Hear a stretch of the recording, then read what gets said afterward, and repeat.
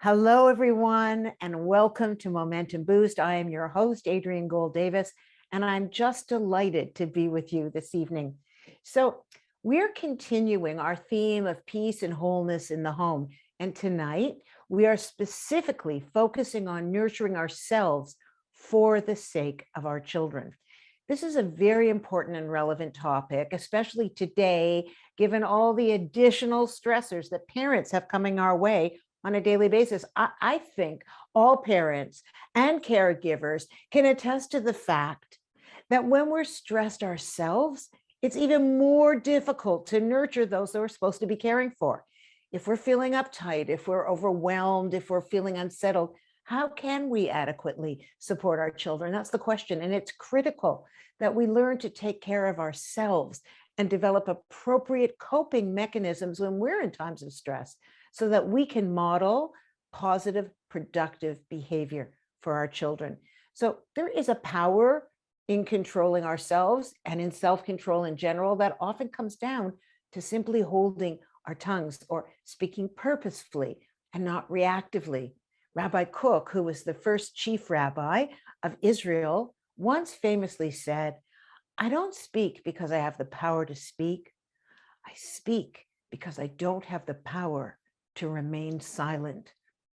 And the Talmud, of course, teaches us, he who raises children is considered as if he created them. And in raising our children, well, we want to imitate our creator, really. And we do, in that imitation, grow ourselves. And heaven knows, we do want to emulate God's kindness and compassion and patience and empathy for us. And we want our children to learn from us. But how do you successfully do this? Now, I know that it sounds very challenging, but there are practical ways that we can model positive behavior even when we're under stress, if we have the appropriate tools. So tonight, I'm honored to introduce our guest. That's Dr. Amber Valentine-Minion, who can provide us with those very tools that we need when we're parenting in the times of stress. Dr. Valentine-Minion, or as I like to think of her, Amber, is a licensed psychologist who specializes in early childhood mental health, trauma, immigration, and works with the traditionally underserved populations. Amber brings an attachment-focused and systems-based approach to all of her professional endeavors. She's currently the clinical training manager and project director for family-focused services, treatment, and training. This is a program that she's part of at the Lurie Center, which is a nonprofit that's dedicated to improving the lives of young children and their families. She's also the lead clinical lead for child psychology at Clio, which is a leading family benefits platform that's dedicated to helping working families thrive. And as a mother of two young daughters herself, who bring her immense awe and joy, she has sharpened her clinical lens and deepened her empathy for and understanding of modern parents and parenting itself. So welcome, Amber. Thank you so much for joining me. Thank you for having me, Adrienne. This is an honor to be here and talking with you today. Yes, and your set, the setup behind you is totally, reflects what you do for a living. I personally do not have a ballroom in my basement. That reminds me of taking my kids to IKEA, which brings me to my first question. Obviously, you're so clinically trained and you have all of this professional expertise, but I wonder sometimes, how did becoming a parent yourself develop even further beyond the clinical skills and make you more empathic and more able to do your work?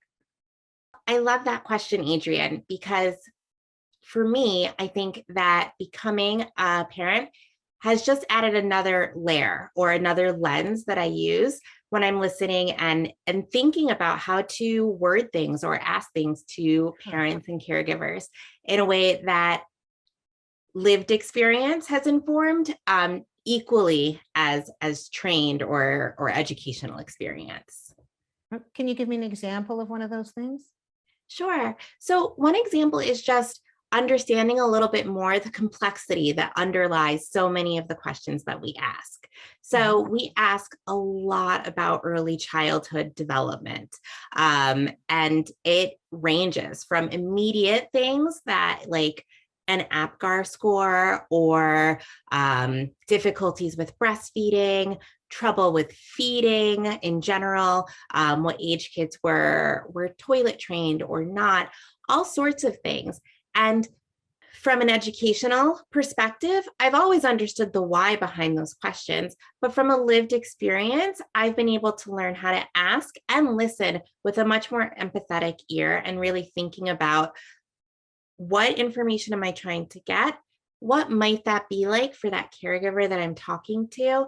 And then also, how do I help to normalize or address any anxiety that they might be feeling? Because sitting and talking about your child's first moments can be really challenging and really anxiety producing. And I know that as someone who's been there. And so I try to convey that sense as well.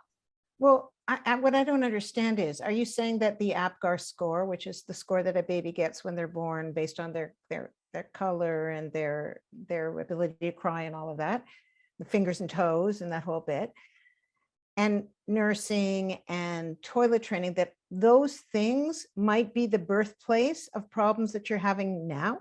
Is that what you're saying? Is that why you ask?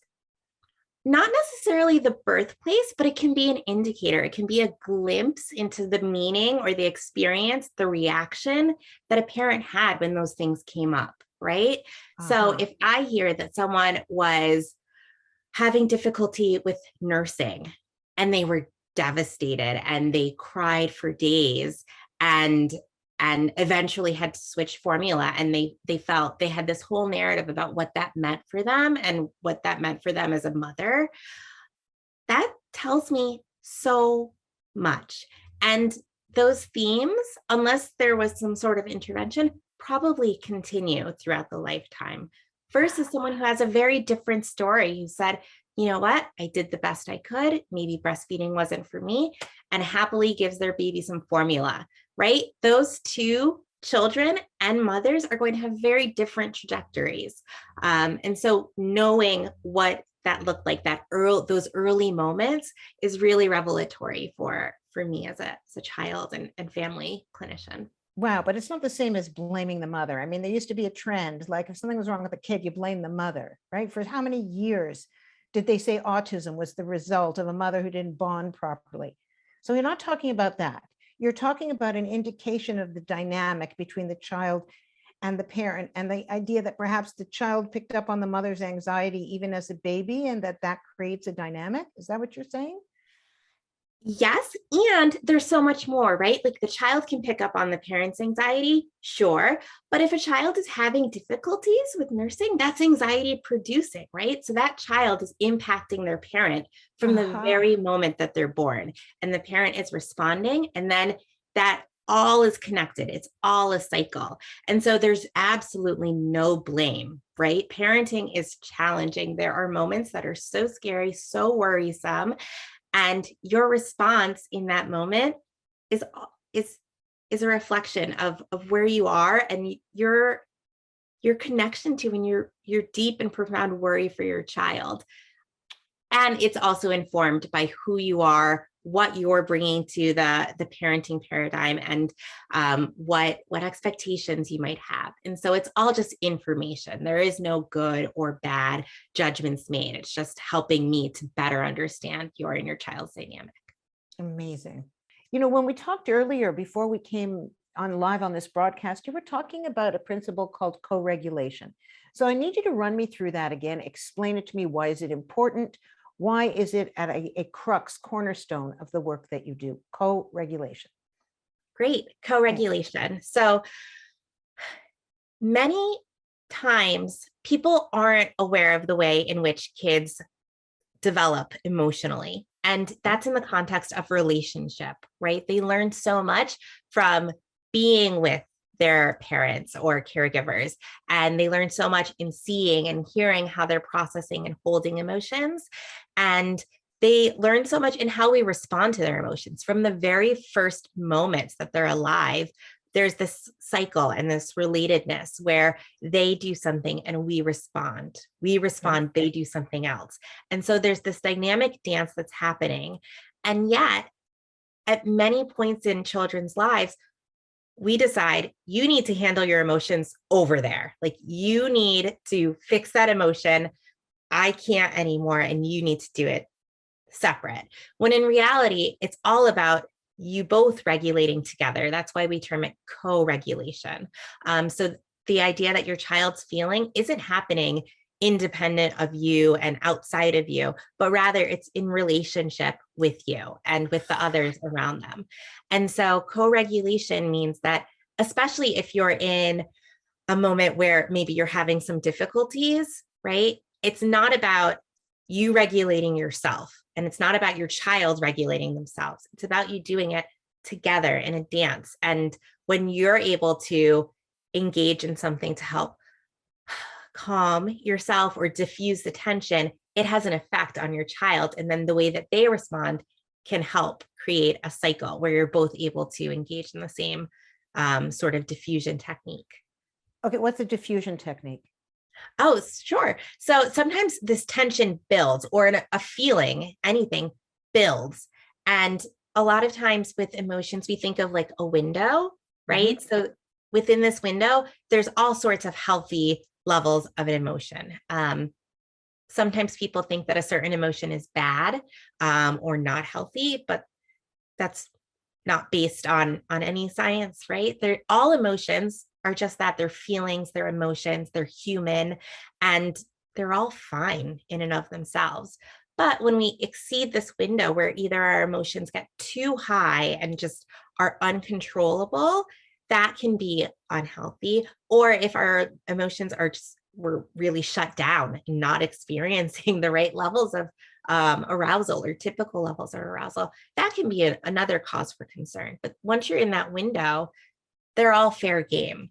And yet, so many times we want to cast aside or deny a certain emotion.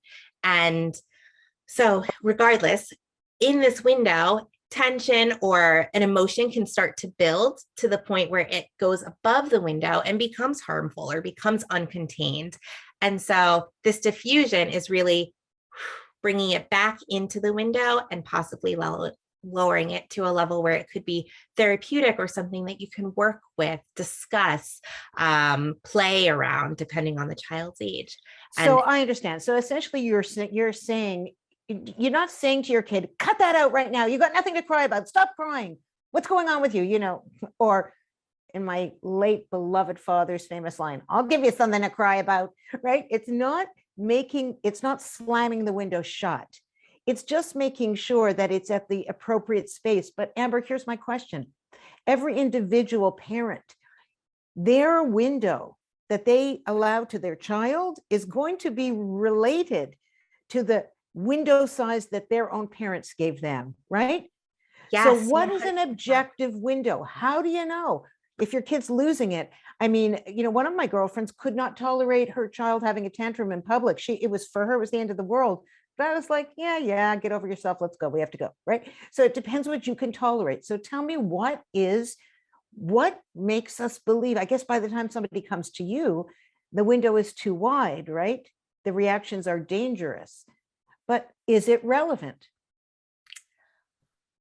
Yes, And how do it's you stay in the window? Give me some techniques to stay in the window. well, it's extremely relevant, right? If you're not able to hold and see and witness and tolerate your child's expression of various emotions, and you constrict that window, then yeah, everything's going to be outside of the window, and everything's going to feel dangerous, even if it's completely within the realms of typical development. And so understanding your own window, or having someone who helps you understand what is tolerable or acceptable to you and what isn't, and then also the why, can be so important. What do you mean by the why? The why. So let's say being able to recognize why a certain display might be difficult for you, right? You were mentioning your friend where public tantrums are so challenging and so hard. Mhm. I'm right there. When we just flew to San Francisco, and my daughter, who used to be a great flyer pre-pandemic, she was so easy, and she was also a baby, but this whole flight, she screamed, she kicked the seat in front of her. she tried to like hit her sister a little bit, and I was mortified. It just was agonizing for me. Well, not to And turn the then tables, but why, Dr. Amber? Why was it so mortifying for you? exactly.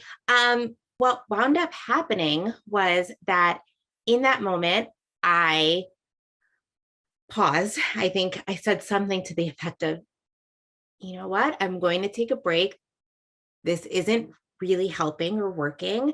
So I'm going to take a little bit of time until we're both ready to talk a little bit more. And so I sat and I tried to breathe a little bit.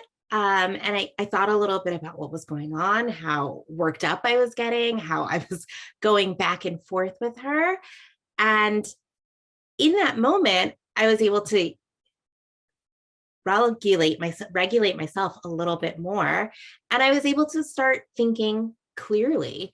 And I realized that one thing that was happening along with everything I just described was that she was also taking off her mask. She wasn't wearing her mask. And that was making me worked up because I was worried about safety. I had just read about all of the variants and the contagion. And so I was really stressed about that. And I think it was clouding my ability to think rationally and stay in this higher functioning mind where I'm able to really relate to her. And so I started thinking a little bit about that. And I realized, she always wears her masks. I've never had a problem with this. What could be going on? And I really thought about it just as a question. Like, I didn't know, but I was getting kind of curious about what could be happening. And so I felt I knew that I was in a better place. I wasn't ready to argue. I wasn't trying to force. I just wanted to explore. And so at that moment, I then said to her, what's going on? How come you're taking off your mask? And it was then that she said, because I'm uncomfortable. I don't like this one, because I had gotten her a new mask for the trip. I wanted to get the most protective one, the top of the line one that would keep her the most safe. And she wasn't wearing it because it was uncomfortable. And Wow. it was like a dagger to my heart. I felt awful that I had been sitting there going back and forth and being so stern and serious, and completely missed the fact that she was trying to tell me, Mommy, I'm uncomfortable. Mommy, I need your help. Mommy, I need something different. Wow. So essentially what you're saying is if you can't regulate your own emotions enough to be able to pause, watch, wait, and wonder, and ask yourself, if this is out of character for her, maybe there's something beyond what I'm seeing, which I would characterize as bad behavior. And once you were calm enough to ask her and she told you, you could probably remedy the situation by just giving her her old style of mask. Is that what you did? 100%. Yes. I fished it out of my bag while I was apologizing, put it on her, and she went right to sleep. Wow. Yeah. Wow. Sometimes it is so profoundly simple insofar as it's about something else and not the thing we assume it is. I don't know. Why do you suppose it is that as mothers, we go to bad behavior as our reaction, disciplining bad behavior versus searching for the root cause? Is it why would you think that is? I think a little bit about how our brains work, right? Uh-huh. We only have so much energy and so much capacity. And so there's this frontal lobe where executive functioning and more metacognition, or the ability to think about thinking, is Mhm. stored. Um, but that requires pretty extensive energy and also regulation in the other areas of the brain. And so when a child's behavior is seen as threatening or dangerous, or it's just activating us, other parts of our brain light up, and it takes away from the energy in the front to really think about what's going on, what might they be needing, what is this like for them. And that curiosity and that wonder that really helps us to think about their needs and how to meet them, all of those resources are diverted to just trying to get through it, trying to survive what's in front of us. How do I protect myself? And it goes very much so I instead of we or they. And I got to so tell you something, Amber. You probably don't know this, but there's this Jewish idea that says that The soul is so uncomfortable when the human body is in a state of rage or anger that it's as though it flies out of you. It can't tolerate being in that environment. And it leaves a portal, an opening for all kinds of negativity to come in. And this is one of the reasons why Judaism teaches that anger is not something you can even have at half measure. We need to learn to manage our anger. But what you're telling me now neurologically is that there is a reason why we lose our minds when we lose our minds. Wow. 100%. There's a psychologist, I think it's Dan Siegel, who talks about flipping your lid, right? So all of these more complex processes are layered over this basic brain.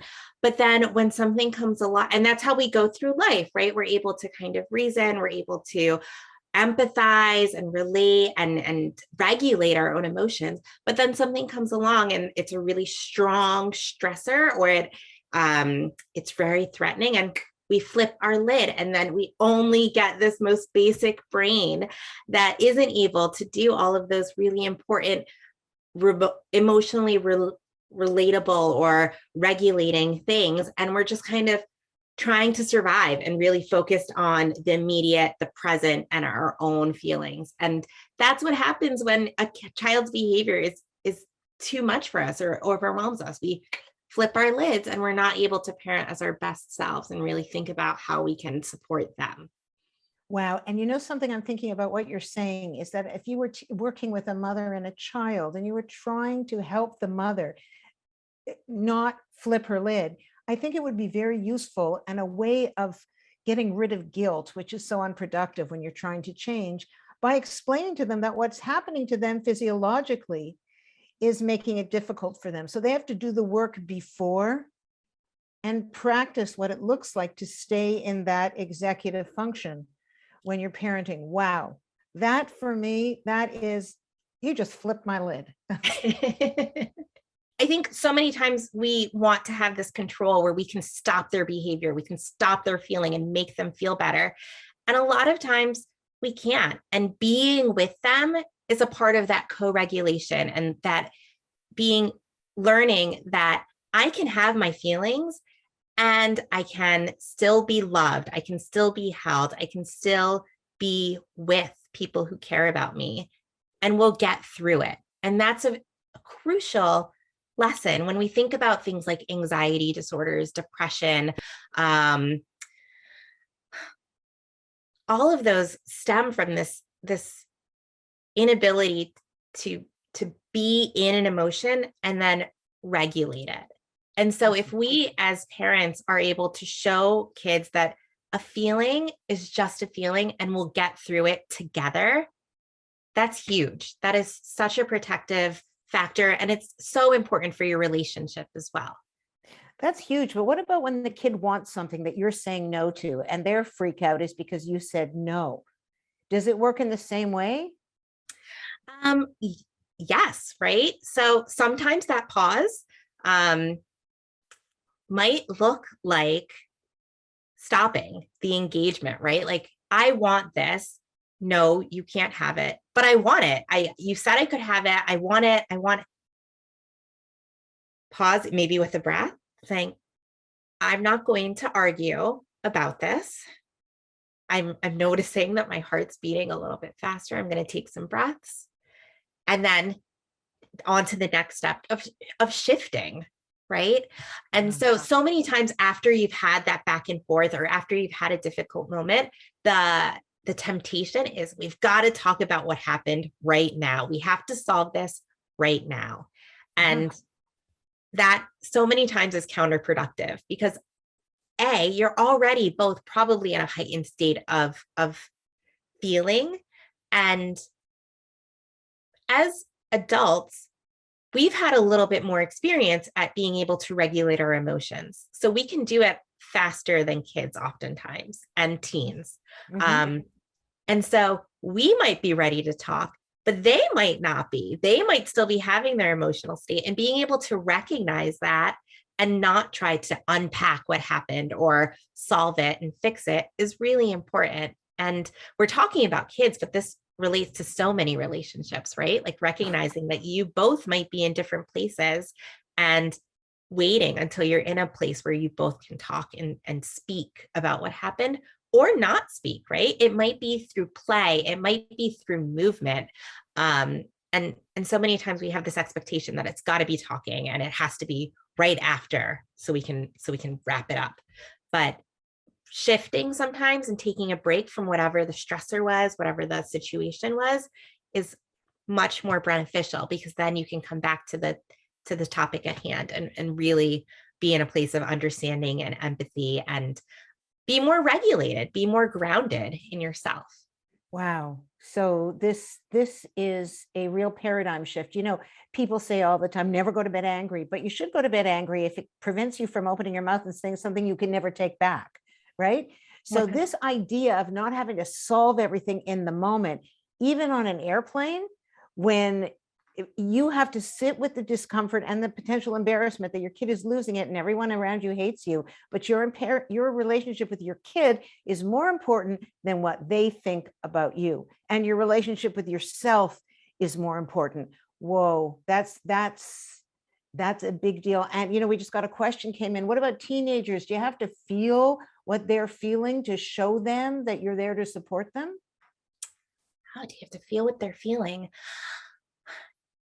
No, right? Because so many and teenagers, and it sounds infantilizing to say teenagers and toddlers have similar needs, but they do, right? They're both trying to really establish themselves as independent individuals who are able to be autonomous and make decisions and do the things that they want and need to do. So there's a lot of parallels. And one of those parallels is that sometimes what they're responding to or how they're reacting kind of defies our logic or our rationale. And so you don't necessarily have to feel what they're feeling, but being able to validate and honor it and say, like, I can see you're really upset with me right now, means so much, instead of, you have nothing to be unhappy about, or I've given you so much, how you're being so ungrateful, and making them feel guilty or making their feeling the problem. It's not the problem, it's what's happening. But being able to acknowledge it and say, like, that must be hard, right? Like with a teenager, maybe it's trying to take a car or go somewhere with a friend who you don't want, and they're really upset. I hear you. This is really disappointing. I know you wanted to hang out with them, or I know you wanted to spend time with them. You're still going to hold that limit of, and you can't. I know that's really disappointing. But you're also saying that you're able to respond to that. You're able to have feelings about that. I hear that. Okay, talk to me about this circle of security. We mentioned it earlier. I want to talk about it now. And maybe you can walk us through it and tell us how it works. Great. Circle of security is a model that I love because it's all about attachment theory. So it's a lot of the concepts that we're talking about in a really nicely laid out way. So it's an 8-week program, but they have a website where you can go and look at little videos and clips and free resources. But it really highlights the fact that at our core, our relationships consist of two things: a safe base from which kids and teens can go out and explore their world, and then a safe haven where they can come back in and get the love, the affection, the connection that they need. And they present this idea that we as parents really need to find a nice balance between the two. And there's going to be a tilt towards either one of those areas, where going out and exploring can really be hard for us, and letting our kids go out and explore can be hard. Or conversely, when they come in and they're crying and they need to be clinging and they need to be held, that can be really hard for us. And that idea of being aware of what is hard for us and maybe starting to wonder about why is that hard, is imperative. Because if we're able to recognize the emotions or the areas where we're feeling stretched thin or we're not so available, then we're able to think about, like, well, then how do I bolster my my capabilities in those areas? Or how do I make sure that my child gets what they need, even if it can't necessarily be from me in that regard, right? And pulling on supports. Wow, it sounds to me like we give them both roots and wings. Tell me how one supports the other. Well, when I think of roots, I think of groundedness and safety, right? So if a child or a teenager feels like the world is a dangerous place and that there's no one there to catch them if they fall, they're never going to go out and explore and grow and develop and do all the skills that they need. So they have to have those roots, that groundedness and that safety, that those hands there to catch them when they need it. And then did you say wings was the other one? I love Yeah. that. That's so beautiful. But also, right, like without a connection to the earth, to their nest, you just go off into space where there's like no air and you can't breathe. That can be dangerous too. So you have to have a place that you call home, that you come back to, and you refuel, right? You're going to pitter out if you're just flying endlessly. You have to have a spot to land and recharge. And right, in both of those cases, that needs to be you. That's their parent. And if you're able to hold and foster both, especially when you have a child who wants to do one more than the other, and you're able to help them find the balance, that's one of the most fulfilling things. So beautiful, Amber. And in the end, what I'm hearing is that if we can just take our emotional personal regulation and model it for our children, we are by extension giving them that skill. So let's review. The first thing is to stop, right? Mm-hmm. And Pause. the second is to pause. Mm-hmm. Check in. Articulate your check-in one way or another, or model it one way or another. Validate the feeling without losing the rooted boundary that you're setting. And last, shift. You can shift out of it and give yourself permission, but then come back, revisit and repair what happened. So that you're able to then come back to the table and say, or play out, right? Like that was really hard. You know, maybe it's a day after you've told your friend that they can't go to the house and you've had this big blow up. You know, I just wanted to check in. I know it was really, really hard yesterday when we were having that conversation. How are you doing? What was that like for you when I sort of lost my temper? I thought about that all night last night, and I'm really sorry. How are you doing? Right? It sounds to me, my friend, that with these techniques, even relationships that have been rooted in conflict for a long time can be revisited and repaired. I'm actually going to try some of these techniques myself. My kids are grown and flown, and some of this makes perfect sense even now. So I can't thank you enough for joining me today. I feel like this conversation has been so deeply relevant and helpful, not just for small kids, but for teenagers, and in my case, adult kids, and I would hazard to say with spouses as well. And we really hope you'll join us again in the future, Amber. Great. Well, thank you so much for having me. I really appreciate it. I loved being with you too. Thank you. Now, all of you, be sure to join us again next week on Monday, the 14th of February at 8 p.m. for our next Momentum Boost, when I'm going to be joined by Dr. Stephanie Bott to discuss, because it's Valentine's Day after all, the 4 traits that are necessary in building healthy, successful romantic relationships. And here's a spoiler. You're part of it. Okay.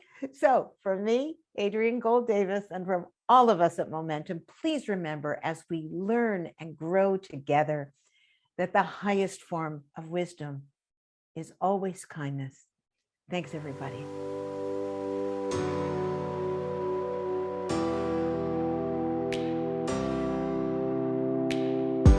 I've got 1,000 questions coming from deep within. Wanna cut through the clutter.